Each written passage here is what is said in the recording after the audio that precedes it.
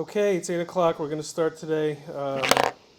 We are going to jump into Bilvavi part 4, page 41, chapter 1.6, Constantly with Hashem.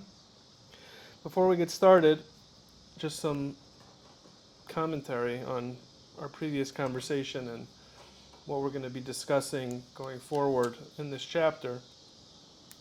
There is a concept that we've talked about on the need to find presence within our day-to-day lives as everything happens from the present moment.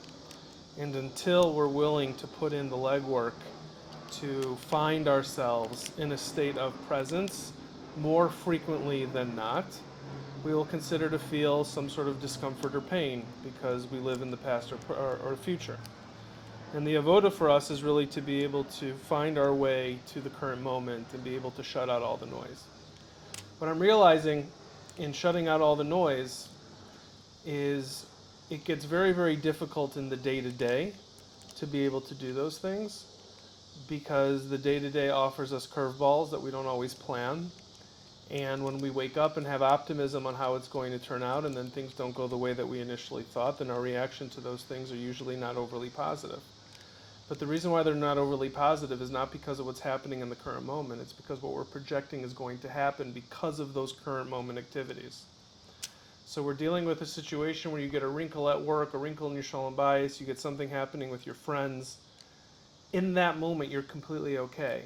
But you project an opinion, your ego gets hurt, you try to pontificate on what's going to be or what was, and you refuse to be able to surrender to the bigger picture.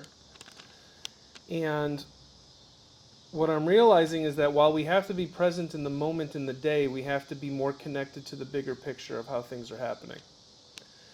There was an exercise that I did a few weeks ago that was able to illustrate, and I think I shared this with you guys. I was able to illustrate this chart of my life the last 20 years, looking at kind of where I was the day I got married and today where I am and where my family is. And in the big picture, it's a near perfect story, Baruch Hashem, bli ayin hara. Career, family, friends, community, health. I've got 0 in any of those categories to say has gone really poorly. I've got 0 in those categories to say that it's gone okay. I've got almost, thank God, a much 100% improvement rate, 1,000% improvement rate from the day I got married till now. And it's got nothing to do with me when you break down the level of detail, because the amount of detail that has happened over that period of time in any given specific moment, year, quarter, multi-year, there were God winks throughout the entire process. There was hand-holding on going to this job. There was hand-holding on this decision. There was hand-holding of not going to this job. There was hand-holding of not making certain decisions. There was hand-holding in the journey into sobriety. There was hand-holding into other shalom bayis improvements that occurred. And in the day-to-day throughout that last 20 years, there were thousands of moments where there was anger, anxiety, regret, concern, worry, unpresence of mind of this is it. This is what's finally going to tip the scales not in my favor. And it doesn't happen. It hasn't happened. And everything is working according to a divine cosmic plan, completely in our favor at all times, because that's how Hashem sets things up. And so if you wake up and decide on a day that whatever happens today you can be okay with because the divine cosmic plan is going to be in your favor 20 years from now, whatever that may look like, and in those 20 years there will be pain, and in those 20 years there was pain for me too. It's not that there entirely wasn't pain, but when I zoom out and look at the forest, I don't get stuck for all the trees, because I have this ability to look and say, wow, what a gift that was. What a gift it continues to be able to look at 20 years of my life. And the reason I did this exercise personally was therapeutic in the sense of I've been getting stuck in things day to day. Work's been bumpy and other challenges have come up. And I'm doing this whole Bitachon thing, and I'm trying to live by it, but yet why am I not feeling? So I needed to do it to be able to zoom out. So if anyone has the time or the bandwidth, it's a big recommendation to take whatever starting point you want. I wanted when I got married, and just start the line there, and tell me that the line doesn't go like this in most things. If the line goes like this, tell me about it, because I'd love to figure out a way to help you. But I don't think that's the case for most of the people I'm speaking to, or most of the people in my network. Most of the people that I know have had it really, really good in the big picture, and they're doing just fine. But in the day-to-day, they get terribly stuck. So what's the avoda? I don't know. But what I do know is that there is a element of work that needs to be done to always be present with what is going on, but realize that what is happening in the present moment is part of some bigger plan that we can never ever cheshbon as to how it's going to turn out. But that we can laugh at it and we can smile at it. Sometimes when things are going wrong, we almost feel irresponsible to have bitachon. Like I should be more worried, or I should be more frustrated, or I should be more anxious. And if I'm more than that, that means that I'm doing the hishtadlus necessary to change my situation. And all that is the Yetzer Hara. Just like the Yetzer Hara says I need to leave davening early to get to work. Just like the Yetzer Hara says that if I make time for learning and I don't get to my emails right away, then I'm going to lose an opportunity. Just like the Yetzer Hara says that if I'm on my phone versus being with my kid and I can't put my phone to the side, I'm going to not be able to respond to an email, something bad may come in. There's going to be plenty of bad, which is all that is hidden good that's going to hit our phones, hit our lives, hit our day-to-day all the time, that is completely meant to trip us up. But the cheat code is no. You gotta be able to build the house. Building the house, you gotta do it with sweat, tears, hard work, and labor. You don't just build a house and be like, here's the house. Hashem does that. We don't do that. So what an opportunity for us to get to the place of realizing that there is a cheat code for presence. And that cheat code is not only being able to show up fully in the moment, but being able to know that what's happening in that exact moment is part of something way bigger than ourselves, and we don't have to get caught up in it. And if we don't get caught up in that, we're free. We're completely free at that point. Because that means that anything that comes up in our reality, in our present moment, is completely manageable because we know it's part of a bigger plan that's completely working in our favor. So chipping away at that discomfort of being able to get to a place where you have constant contact with the Creator for the sake of having constant contact with the Creator, which helps us get to a place of realizing that if we're going to be in constant contact, let Him take control. Let Him continue His beautiful art that is our lives. This beautiful piece that has all sorts of changes and modifications and colors and schemes and efforts and hardships and heartaches, and it's all part of this cosmic plan so that when we look back in the next however many years, we can see, wow, yet again, Hashem is taking care of me. And yet again, I was able to live without as much worry as I did the previous 20 years. And that's ultimately the goal for myself. The goal for myself is from 20 to 40, I'll be 40 in January. Like, there was a whole bunch of efforts around a whole bunch of things. Career, family, sobriety, working on myself, messing up, trying again, changing jobs, buying a house. And my focus has been career, career, career, and trying to build that. And I'm not anywhere settled with that yet, but I'll say that I don't want my 40s to 50s to be similar as far as the pain I put myself through over the last 20 years to find a way to find peace and serenity. I'd rather use the tools gained between 20 and 40 to be able to have a reality in where my work over the next 10 years, which are going to be the biggest change 10 years of my life, because I most likely will have 2 children out of the house, potentially 2 children married. I will have a 3rd child out of the house as well. I'll have 1 kid home who will be in his teens. It's a bizarre reality that I'm about to enter over these next 10 years, and I want to enjoy those years. And I know that I won't be able to enjoy those years if I don't practice these principles in all my affairs when it comes to being able to look at the big picture.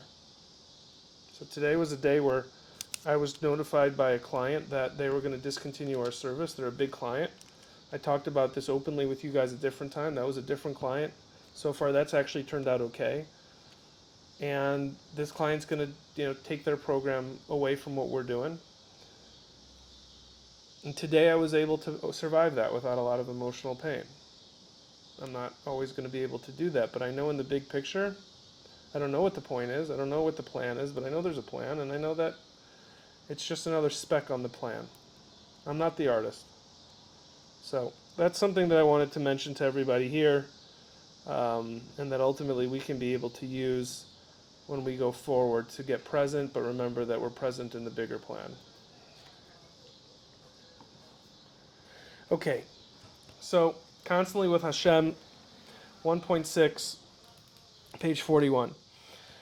A secret to success is to be constant. So one of the things that we're going to talk about today is the ability for consistency. Consistency in Yiddishkeit is one of the most incredibly hard things for us to do. Why is it so difficult for us? Because Baruch Hashem, we have a lot of avoda.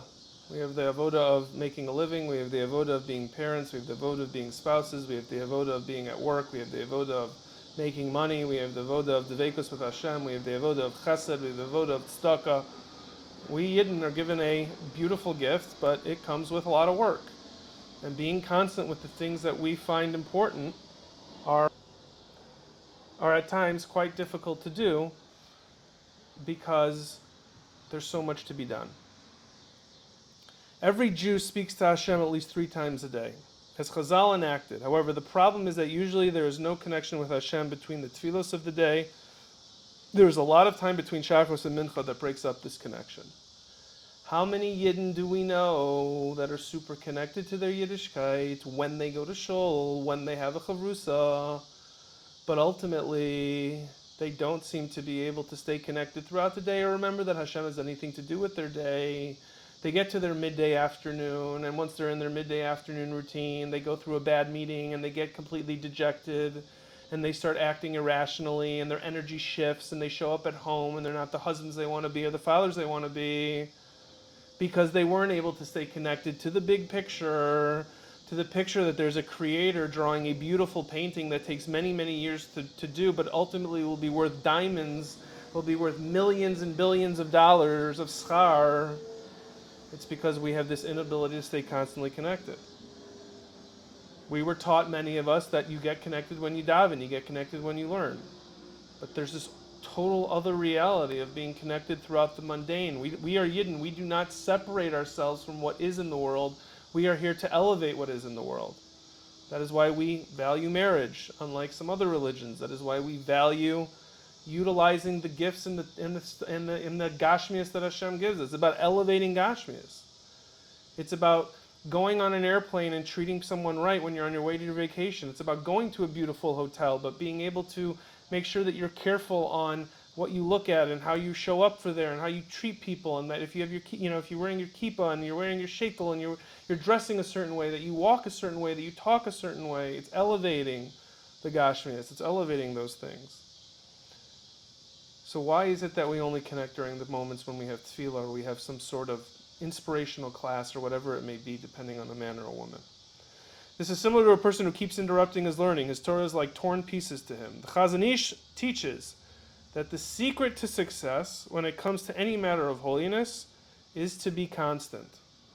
If we want to build something, it has to be like the constant fire on the Mizbeach. The problem is, for so many, is that we want to be constant with everything because we believe in everything. Yidden are so holy that in most cases they want to be near perfect in their entire avoda. And unless they can be near perfect in their entire avoda, if they can't be, then all of it goes out the window. The Yetzer Hara attacks Yidden by being able to say, if you can't do this, you might as well not do any of it.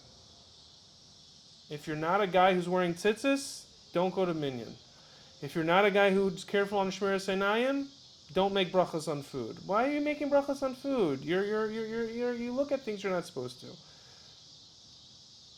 If If you're a guy who only goes to Shachris for minyan or only goes to Mincha Mara, then you might as well just not go at all. It's the Yetzer Hara mamish. The only way we're going to be able to fight that is by chipping away, because the Yetzer Hara doesn't have a good strategy when it comes to being able to pick at small pieces. He's only good at making the big picture seem impossible. That's why obviously the big picture is where the focus needs to be. But we have a unique opportunity to chip away at our Yiddishkeit. Hashem's not looking for perfection overnight. But we can only chip away at our Yiddishkeit if we have Hashem as our partner. You can only have a partner if your partner is actively involved in your life.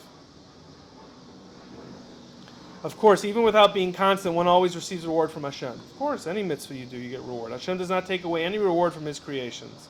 But if we keep interrupting our inner work, we never get anything built. Even if we keep trying to work hard, there has to be a consistency in our avodas Hashem, or else we will not succeed.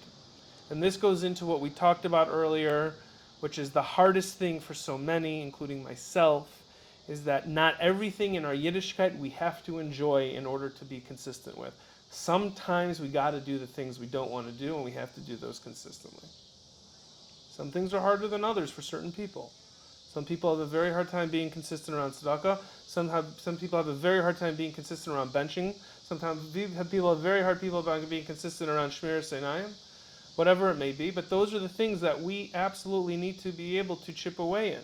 If we do not chip away in those things, we ultimately deal with a problem of the house not getting built because we are constantly putting bricks and then falling down, putting bricks and then falling down. There is no big picture being attained because we are constantly deciding that it's just not worth it. And we have to get to a place where it's all worth it, but we have to stay connected to the power of B that can do it for us. Reb Chaim Shmulevitz would compare this to heating up a pot of water. If we want to heat up water to cook with, we have to let it heat up for a few minutes and not interrupt it. If we keep turning it off every 2 or 3 minutes to use some of it, it will never get heated. When a person talks to Hashem 3 times a day, there are 2 problems he faces. First of all, the amount of time that elapsed since the last tefillah was a long time ago, as we said. That is one of the issues that deters his tefillah.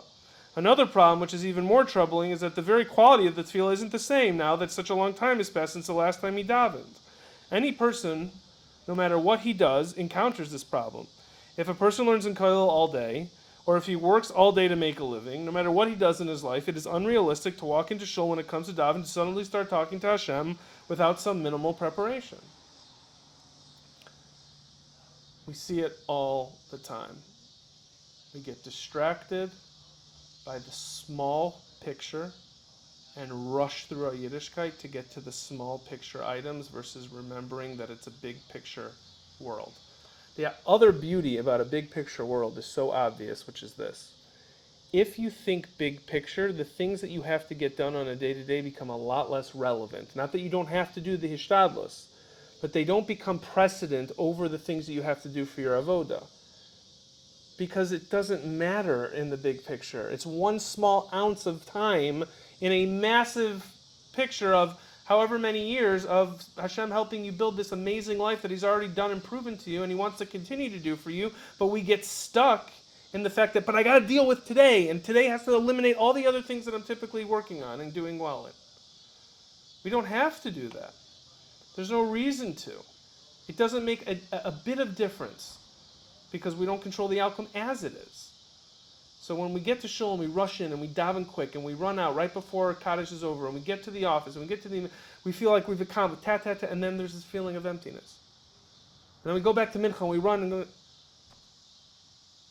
It's not that you're going to not go to work, but it's how you go to work. It's not that you're not going to go to shul, but it's how you go to shul. It's not when you go to shul that you just got able to daven and you check a box. You're getting mitzvahs for that. We know that. But Hashem wants to give you the gift that you get from the mitzvahs, which is the serenity and peace of mind that you can be okay by living in flow with the Eibishter. But you can't live in flow with the Eibishter if you're checking in with the Eibishter 3 times a day, and that's it. Preparing for tefillah is a halacha brought in Shulchan Aruch and the Rambam. Yet, even if a person fulfills his obligatory preparations, which is about 5 to 10 minutes, it's still not enough to make him feel that he's talking with Hashem. In order for a person to feel that he's really talking with Hashem when he davens, he has to connect his entire day to Hashem. And one of the easiest ways to connect your life to Hashem without trying to remember Hashem every minute of the day, even though setting alarms on your phone 5 to 10 times a day to remind you on the hour that there is a creator and he's in control, which is a behavior I highly recommend to remind you that there is a creator and he's in control, is constantly remembering that when things don't go the way you think they should go, that it's much part of a bigger picture and you reconnect to Hashem through the bigger picture thinking. Lamaisa, not only is the avoda not to lose your mind when things don't go the way you want in a given day, it's also not to get too excited when things go your way in a given day. Because that also isn't what is, that's also gashmias. That's not authentic ruchnias. If you have a moment of time with authentic ruchnias where you feel like you've connected in a way that has given you such menuchas and nefesh and pleasure, okay, I don't know. But I know that when it comes to the physical wins in life, the deals we close, the money we make, the car we lease, the clothes we buy, to get overly excited about that is also not good. To be grateful is good, but grateful doesn't mean overexcited. Like, this makes me happy. Everything has to be in flow. Everything has to be chill. Everything has to be okay with exactly how it is because, bigger picture. To be able to show up presently enough to almost live life on a delay where you're watching the things in front of you instead of acting and reacting to those right away. That there's a delay. I have a business coach who I've had for 10 years. And he taught me everything I know about business. And he continues to teach me and coach me on things. And his reaction to a lot of conversation points will always be the following. I'll talk to him about some sort of issue or challenge. And Gene will say, isn't that interesting? Okay, got it. So, and then go into the conversation. My uncle, Rabbi Kurtz, will also respond on a delay. He'll hear you talk. He'll uncomfortably clear his throat.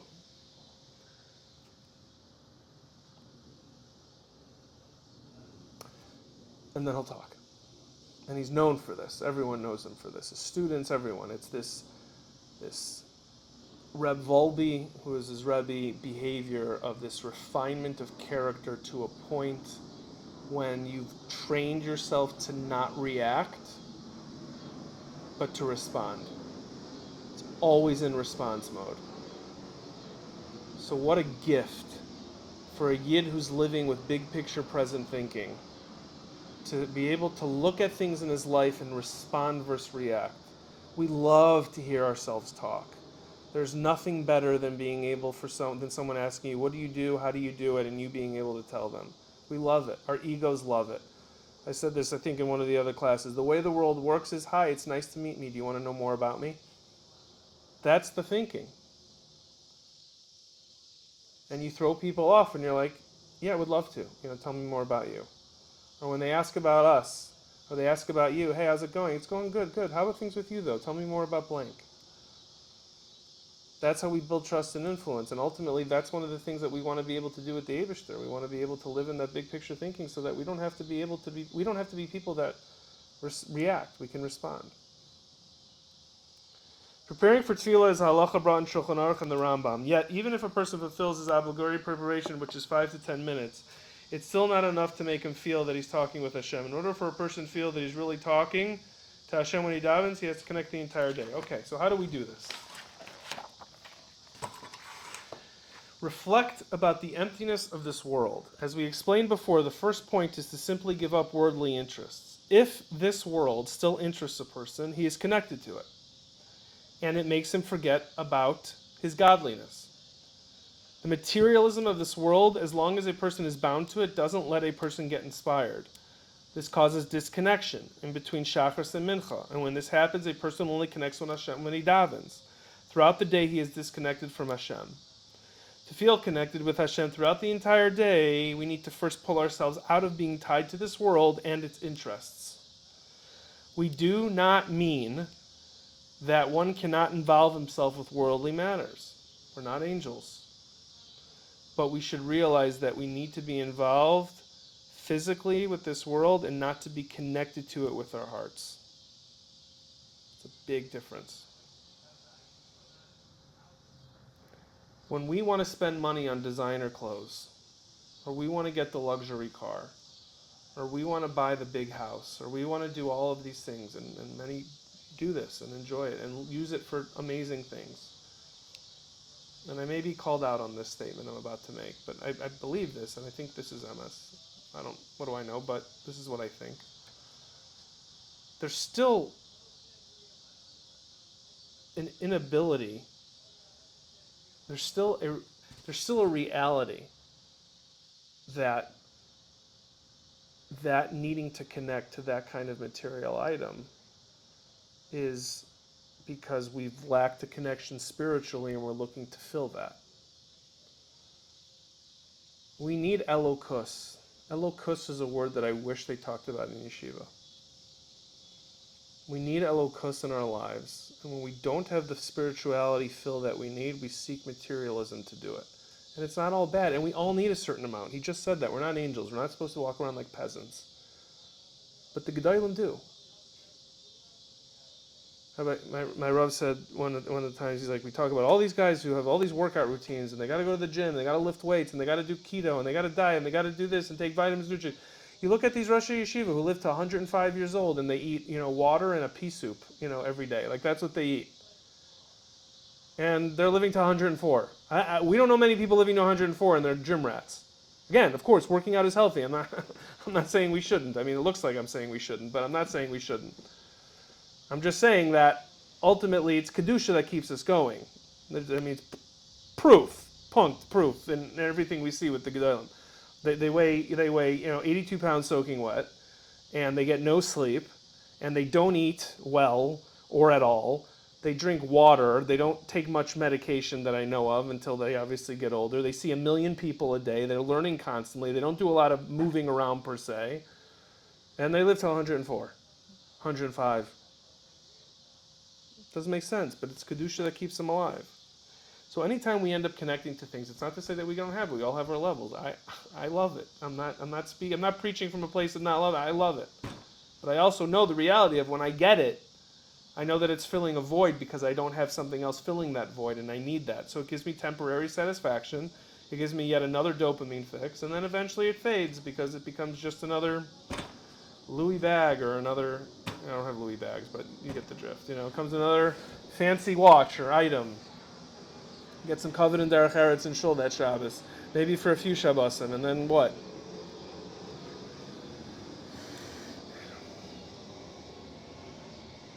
We do not mean that one cannot involve himself, right? We don't have derech eretz. When the heart is connected to the physical, this is where the downfall of a person starts. The world fools a person and makes one forget about the simple truth. If we don't think throughout the day about it, we forget it. We must never forget that worldly pleasures are like really nothing when it comes to the grand end of things, and that after we die, we do not remain with them. For in death, he does not take everything. His honor will go down with him, which it says in Tehillim. The problem is that people know this in their mind, but in their heart they don't feel it. If a person wants to feel the truth in his heart, he must live with the truth and come to recognize the emptiness of this world and to come to the simple understanding that in the end, we all leave this world. And everyone has his time to die. The actions of life make us forget the simple fact and makes people think that they are here forever. People know that we will all die one day, yet astonishingly this knowledge doesn't affect their life and they indulge in worldly pleasures. And we're seeing it in Yiddishkeit and from Yiddishkeit more and more and more. It's become a very materialistic culture and Baruch Hashem, a very affluent culture. And when it collapses for some, or it gets taken back by Hashem for some, catastrophe follows because it's been able to feed the beast for so long and then it doesn't. Or when people get sick, even though they've had all the financial success or material success, and then all they want is health. We don't have to wait until we get to that point. We just have to be consciously present with ourselves enough to get real and deal head on with some of the discomfort of sacrificing and living with not having certain things that we feel we need in order to leave room for Kedusha in our lives and fill ourselves more with that Kedusha. We only seek materialism more than we should because of the lack of the elokus that we're able to feed ourselves in our lives. And it's why addicts abuse drugs and alcohol, and it's why other types of maladies that affect people drive people to all sorts of things, because it ultimately gives them a feeling of fullness that is temporary and fleeting versus one that is more whole and complete. All there is the present moment, so get with the present moment, and all there is a present moment in a big picture. So don't get stuck in what happens in that moment. Just realize it's all part of a divine plan and watch it. Life's a movie for us. Hashem's the director, the actor, and everything. We're the observer. We think we're the actor in the movie, which is why we get crazy on trying to change things and make things go our way and fix, manage, and control things and drop Bitachon off on the sidewalk and try to take control over the situation when it's not going our way. But we're really just the observer. Think about what you're about to do. Before a person does anything, he should think about what he's about to do. This brings life to a halt and enables him to come into something with a settled mind and to be at peace instead of being rushed. For example, a person sits down to eat. He should think that he's not eating out of being rushed, but that he wants to eat slowly and patiently. He should ask himself before he eats, why am I eating? Does hunger happen by itself? Some will say, yes, it's human nature to get hungry. But who created this nature? Does nature create itself? Of course not. It must be that I'm hungry because Hashem made me hungry. Hashem is always renewing the world. He who renews his goodness every day, the act of creation. You were hungry yesterday because Hashem renewed your hunger, and you're hungry today because Hashem renewed your hunger. When a person just lives life hastily, even in matters of Avodas Hashem, like if he eats in a rush so that he can go back to his learning and to go do a mitzvah, by acting this way, he loses himself in the process. And that is one of the killer aspects of our world today. The benefits of technology are there. One of the fundamental challenges technology has given us is the inability to stay calm, because we're constantly on the go and connected. And if we're not on the go and connected, we feel like we're naked. Is there more? Is there any more? Is there more? You should really ask yourself: is there more panic when we can't find our phone, or if a great white was about to bite off our feet? I just don't know. I don't know what would be more fearful. Like if our phone is gone for like 3 to 4 hours and we really can't find it, I mean the panic that ensues. We've been controlled. They talk about AI controlling us. We were controlled by an iPhone. I mean, the minute an iPod came out or an iPhone came out, we were controlled. Done. And I've done the flip phone thing. I've gone to the flip phone for 3 months at a time. And I did it simply from a state of mind. I have filters galore. That wasn't the issue. The issue was simply just the inability to just disconnect. And why did I go back? Because I wasn't getting enough dopamine with a flip phone. I would sit in traffic and have nothing to check. I would be home with my kids for the entire evening and have nothing to distract myself with. Nothing. And it was great until it got hard. It's great for the first week for sure. I'm a flip phone guy. I'm going to be an entrepreneur who talks about this on podcasts, because I'll be invited on to talk about how amazingly successful I am, even though I had a flip phone. I wasn't invited on any podcasts, so that didn't work out. It would be impossible. It was very difficult to travel, but I figured it out.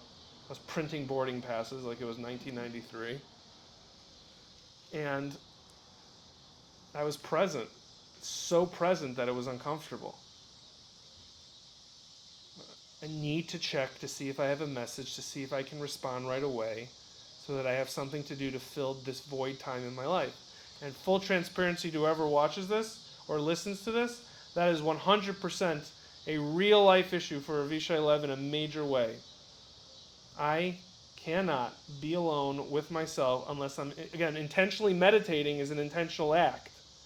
But if you say, go sit on the couch, go sit in the hammock with nothing, don't fall asleep, You're not there to meditate. You're just there to hang out for 15 minutes. It's like pulling my teeth without Novocaine. It's just the worst. Because I need to be occupied. And that's what I'm working on. But the flip phone conversation we'll save for another time. It is the answer, in my opinion. Now I have people who yell at me about this and say it's not reality. Just learn how to handle it. That's a fine prerogative, but there are just people who struggle immensely with it. There's some people strong enough to be able to do that. Most people can't, though. Most people are absolutely addicted to the device. When a person just eats without thinking, or if he davens and learns without any thought, he loses a vital part of his life. Thinking and preparing before doing something is the main part of what we do, as Mesilas Yesharim writes. If a person goes about everything with thought beforehand, like if he thinks before he eats in the manner we have described, or even though he's enjoying his food, his mind is in the right place, his mind will not be in the food. Even the reasons for why he eats will become more lishma. He definitely will not just be eating out of desire for food. This is one point, which is the concept of hisbaininus, thinking into what we do before we do something. So we'll stop here, but before we do, just to summarize a few key thoughts. Number one, there's a much bigger picture happening in our lives. Go back, write out your life for a period of time. See how things have gone for you. It's beautiful. It's a beautiful exercise because you mamish see how everything has worked out in such a beautiful way. Stop living within doubt every single day. Just we don't need it. We don't need to do it. Things are not going to go your way every day. There are going to be weeks where things don't go your way. But we have a survival rate of 100%. We're all here. We don't have forever. So whether you've got 10 years left, you've got 50 years left, you've got 100 years, whatever it may be, we all have a certain time here. Let's just enjoy it in the real way, which is through this act of elokus and the sense of relief that we can have by knowing that, like, today doesn't matter. I can show up and be completely happy regardless of what gets thrown at me. And then to really start chipping away and thinking about how we slow our lives down. Another way of saying that is how we undistract our lives. How we get out of notification culture. How we get off of ping culture. How we get off of vibrate culture. How we get to a place where we can ultimately be okay with nothing because we're just with Hashem and we're completely safe. We're not being chased by Nazis. We're not dealing with torrential weather. We're not dealing with losing our house. We're not dealing with terrorism in Eretz Yisrael. We're not, we're some of us are who may be listening to this. But we're just, okay, it's a beautiful night. We just did Bilvavi. I've got other stuff going on I may have to do, but can I go about it with menuchas hanefesh, with sipuk, with das, with real consciousness, with real higher level thinking, with real presence of mind, or am I just on the go? Can you hold your child? Can you be with your child? Can you talk to your child? Can you talk to your wife?